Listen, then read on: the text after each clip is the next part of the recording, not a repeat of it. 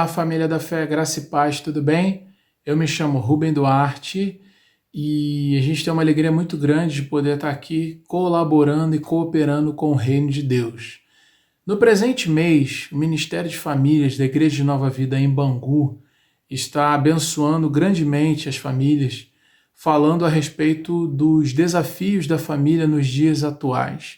Existem inúmeros desafios, porque a família sempre foi e sempre será o alvo do inferno, o alvo de bombardeio do inferno, né?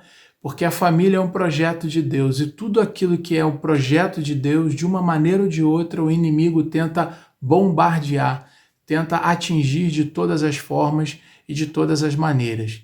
E no presente mês, estamos assim disponibilizando, falando, né, a respeito de algumas ferramentas que podem facilitar o dia a dia e que tendem a abençoar a sua vida, a sua casa e a sua família.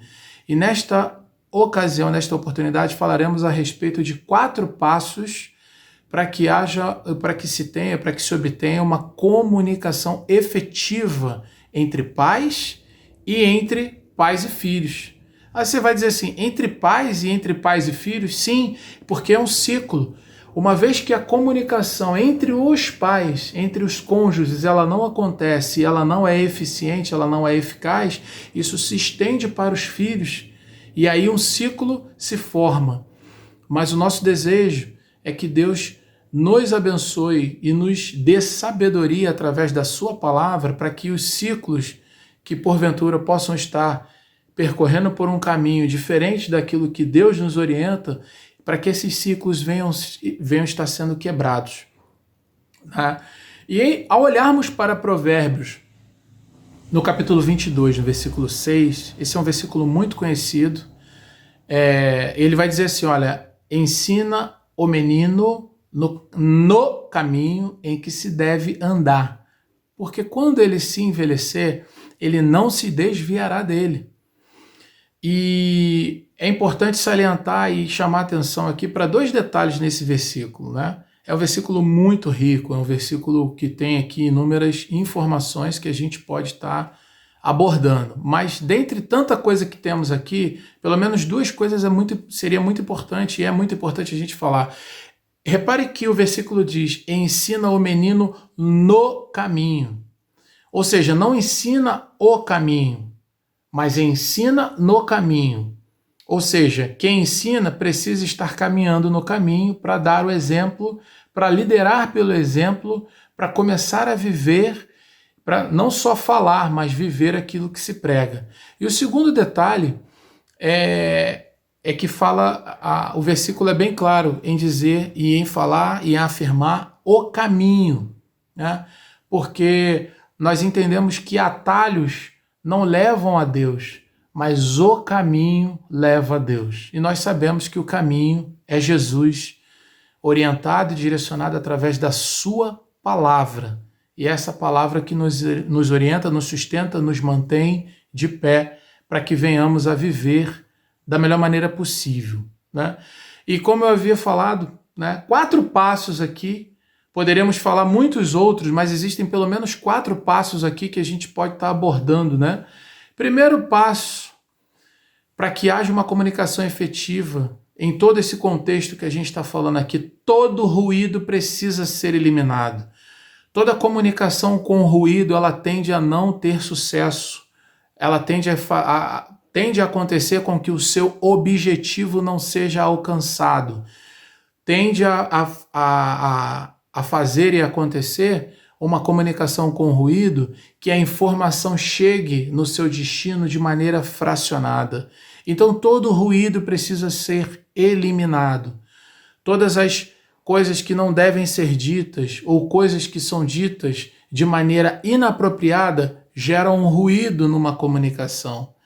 E isso precisa ser eliminado. Todo ruído precisa ser eliminado. O segundo passo é que precisa haver empatia, se colocar no lugar do outro. A ausência de autoritarismo. Existem alguns pais e mães, né, que têm porque receberam uma criação e essa criação ela tinha muito autoritarismo, ela tinha muito aquele quem manda, né? Manda quem pode e obedece quem tem juízo, né? Existe ali uma questão de autoritarismo. Então, o autoritarismo ele precisa ser removido da comunicação. E a empatia, que é o se colocar no lugar do outro, precisa estar presente. O terceiro passo é as reservas precisam ser deixadas de lado. Todas as reservas, né? Existem ali muitos filhos que não contam problemas para os seus pais, mas eles contam problemas para o colega da rua, o colega da faculdade, o colega da escola, o colega às vezes até do trabalho, mas ele não tem, muitas das vezes, os filhos, eles não têm essa liberdade de abordar problemas e situações que eles enfrentam no seu dia a dia. Por quê?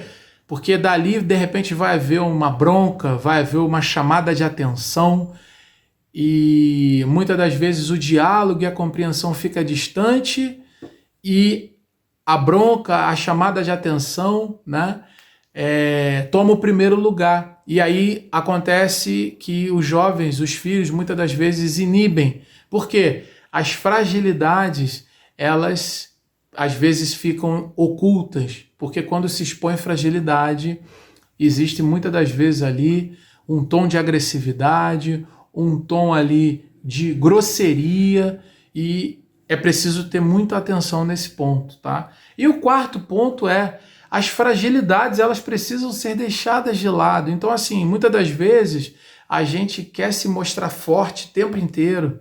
Muitas das vezes a gente não quer mostrar ou demonstrar as nossas fraquezas, as nossas vulnerabilidades. As nossas vulnerabilidades e as nossas fragilidades, elas muitas das vezes precisarão ser expostas para que um problema venha a ser resolvido. E a gente não pode ter vergonha, a gente tem que estar livre, a gente precisa estar à vontade para expor as nossas fragilidades e as nossas vulnerabilidades no ambiente de família. E muitas das vezes a gente tem um mau hábito ali, né, de querer reproduzir, como pais, às vezes a gente quer reproduzir o comportamento que muitas das vezes foi incorreto e foi praticado de maneira errada quando nós éramos então filhos. Então muitas das vezes disse assim, não, eu vou fazer isso porque o meu pai fazia isso, eu vou fazer isso porque a minha mãe fazia isso. Mas, queridos, se o nosso pai, se a nossa mãe, se os nossos pais fizeram algo de errado, cometeram algo de errado, a gente não precisa reproduzir isso com os nossos filhos. Reproduzir erros e repetir erros é uma opção. Então, ensinar no caminho é dar o exemplo, porque perfeição só há em Deus, mas nós podemos errar menos ensinando no caminho.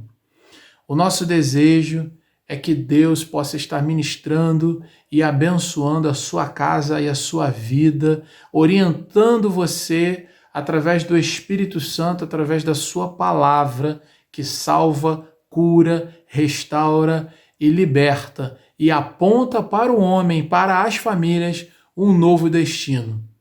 O meu desejo é que Deus abençoe a sua vida, a sua casa, rica e abundantemente. Fique na paz.